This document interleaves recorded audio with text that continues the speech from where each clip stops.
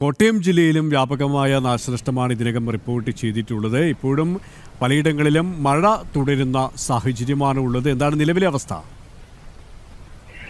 സുരേഷ്, കോട്ടയം ജില്ലയിലെ ഏറ്റവും പ്രധാനപ്പെട്ട നദികളായ മണിമല, മീനച്ചിൽ ഈ രണ്ട് ആറുകൾ കരകവിഞ്ഞൊഴുകുന്ന ഒരു സാഹചര്യം ഏറ്റവും അപകടകരമാകുന്ന ഒരു അവസ്ഥയായിരുന്നു പുലർച്ചെ ഉണ്ടായിരുന്നത്.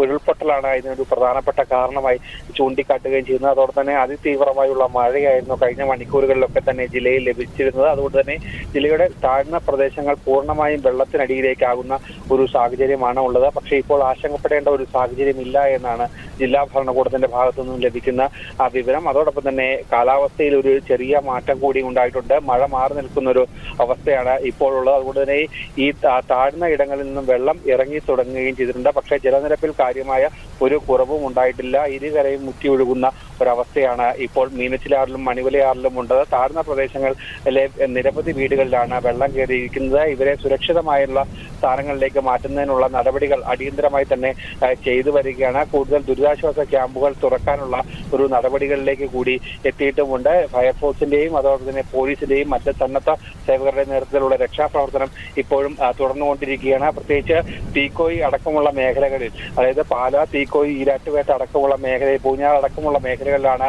ഈ അതിതീവ്രമായിട്ടുള്ള മഴ, അതോടൊപ്പം തന്നെ ഉരുൾപൊട്ടൽ ഏറ്റവും വലിയ ആശങ്കയും ഏറ്റവും വലിയ നാശവും ഉണ്ടാക്കിയിരിക്കുന്നത്. ഇന്നലെ പുലർച്ചെയോടെയായിരുന്നു സംഭവങ്ങളുടെയൊക്കെ തന്നെ തുടക്കം. നിരവധി ഉരുളുകളാണ് ഈ മേഖലയിൽ പൊട്ടിയിരിക്കുന്നത്. അതോടൊപ്പം തന്നെ മുണ്ടക്കയം, വല്യന്ത അടക്കമുള്ള മേഖലകളിലും ഇത്തരം ഇളങ്കാട് അടക്കമുള്ള മേഖലകളിലും ഈ വെള്ളപ്പൊക്കം അതിരൂക്ഷമായി തന്നെ ഉണ്ടാകുന്നു. ആ പ്രശ്നങ്ങളൊക്കെ തന്നെ പരിഹരിക്കുന്നതിനുള്ള നടപടിക്രമങ്ങൾ, പ്രത്യേകിച്ച് എല്ലാവരെയും സുരക്ഷിതമായ സ്ഥാനത്തേക്ക് എത്തിക്കുന്നതിനുള്ള ഒരു നടപടിക്രമങ്ങളാണ് ഇപ്പോൾ പുരോഗമിക്കുന്നത്. സുരേഷ്, അരുൺ കൊടുങ്ങൂരാണ് കോട്ടയത്ത് നിന്നും വിവരങ്ങൾ നൽകിയത്.